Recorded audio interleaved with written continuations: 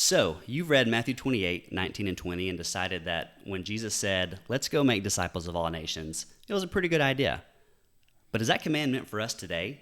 Did Jesus even know how busy and diverse our world would be by the year 2020? Is that something we can even follow as followers of Jesus today? Well, let's chat about it.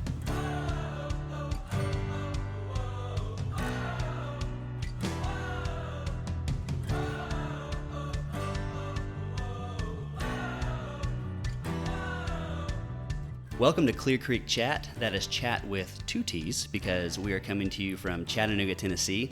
This is a ministry of the Clear Creek Church of Christ.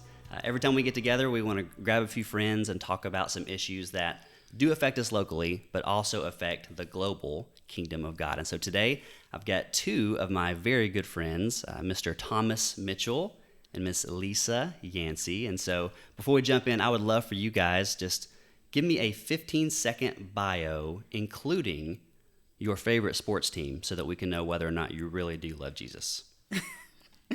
Well, my name is Lisa Yancey, and I have been part of Clear Creek for about 2 years now. Moved here from Arkansas. Absolutely love the family here, and I guess my favorite sports team is the Arkansas Razorbacks, just because that's where I'm from. And as you know, that we are nothing but a Jesus-following team. Absolutely. So, yes, and Jesus is number one for us.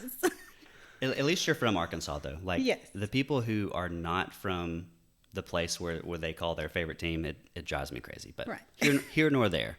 All right. And I'm Thomas Mitchell. I have been a member of Clear Creek off and on for the last 42 years. And married, 3 daughters, and my favorite team is the Tennessee Vols. You do love Jesus. That's great. Yep. So awesome. Well, seriously, thank you guys for hanging out with us today. We are super excited to talk about this idea of we want to be followers of Jesus. That's something we want to do. And there was a big command that he gave that I do think he knew how crazy the world was going to be right now. But we are to go make disciples of all nations. But I truly feel like the world is busier and probably more diverse than it ever has been. So the first thing I wanted to throw out to you guys was, how in the world, as both you guys, you're full-time parents, you're full-time employees, how do you also be a full-time disciple maker? You know, honestly, that's my main priority.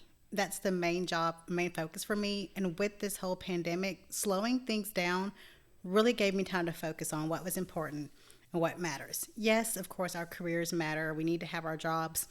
But what all is it going to be for if we're not raising our children correctly?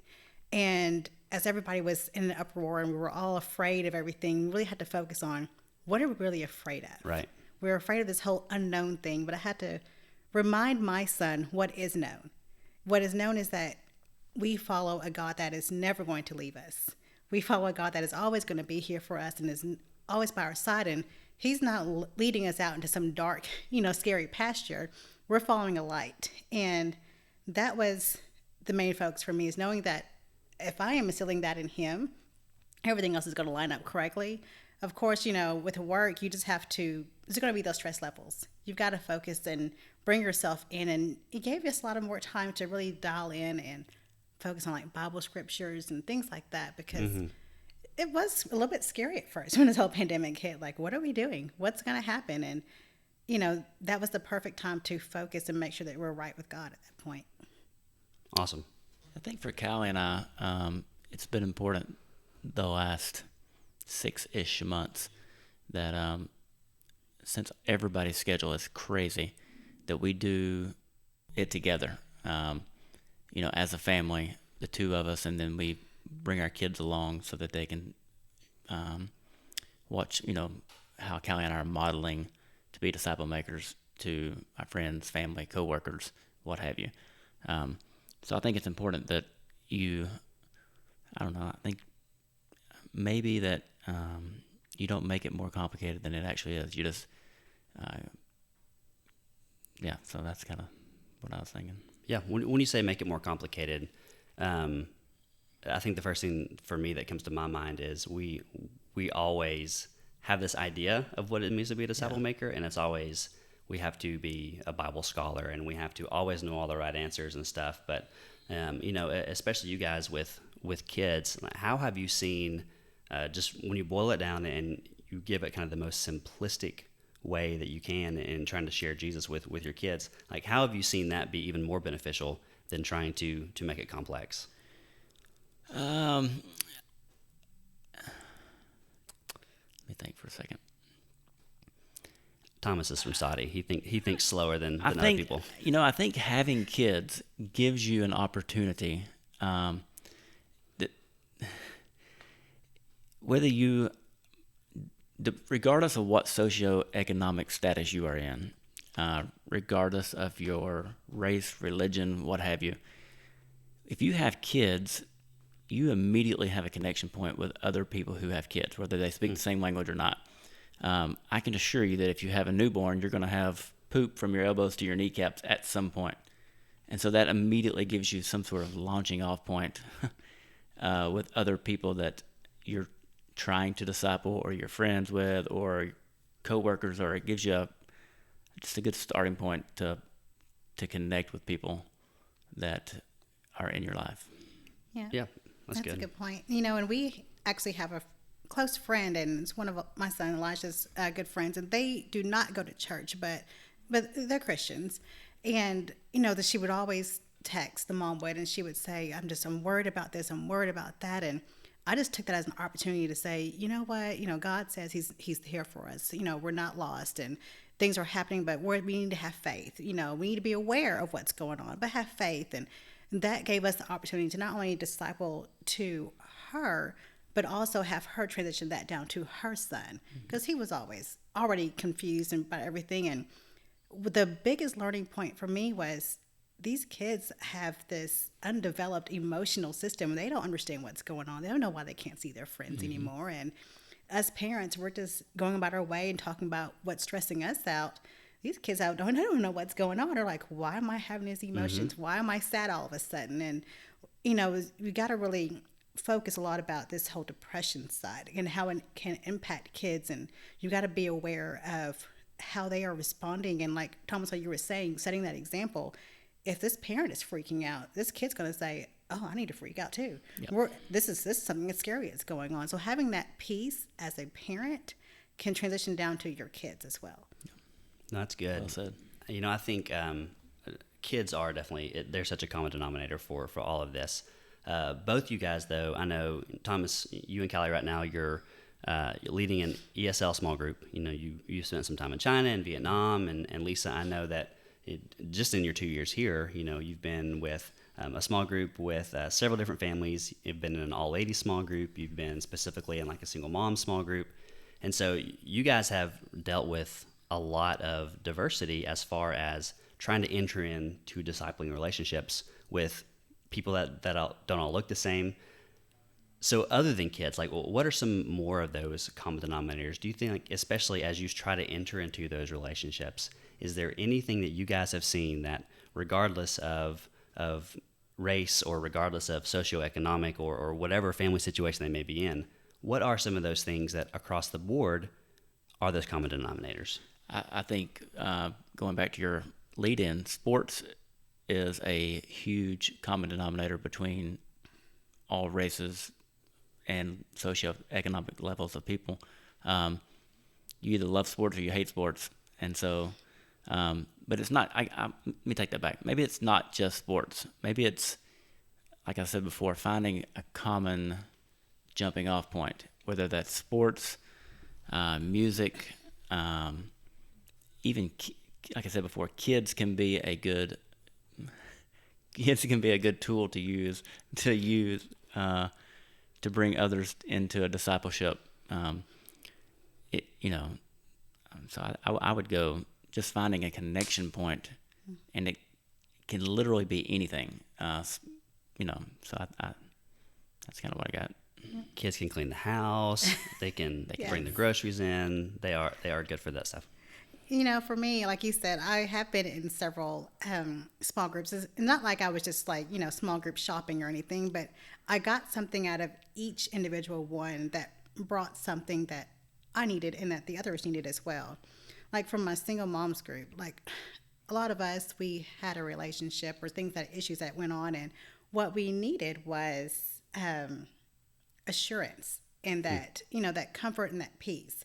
And that was something that was carried over through each individual one. There's a book that I absolutely love. It's called Kiss That Frog. And it talks about every 3 months, somebody's either going into a crisis or in a crisis or coming out of a crisis. Interesting. And it's constant. And that is so true. And it's like all those times you're looking for that assurance, you're looking for that comfort and that peace. And that for me was that common. It doesn't matter what background we're from.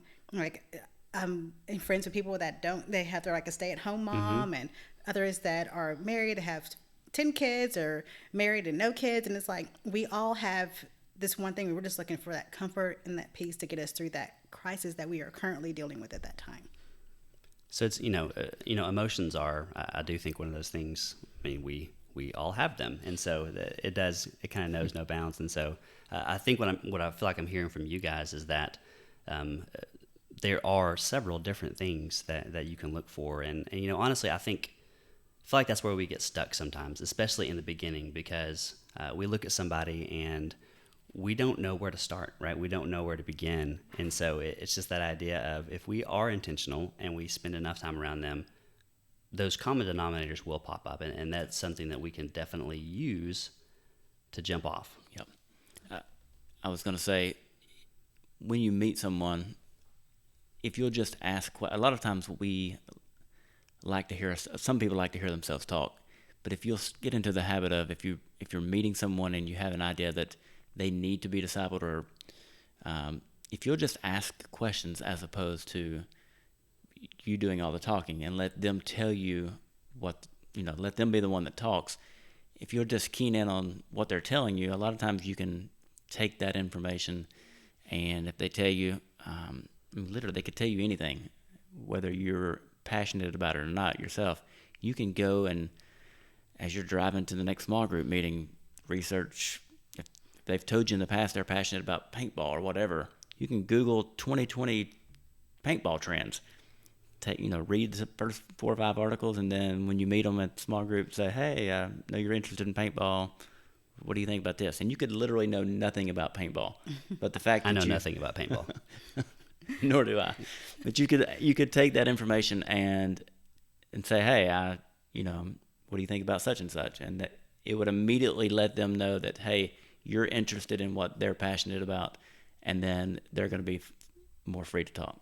So, yeah. No, I love that. I think sometimes whenever we try to do those relationships, because we do have something great to offer them, we know Jesus, and we want to offer that to them.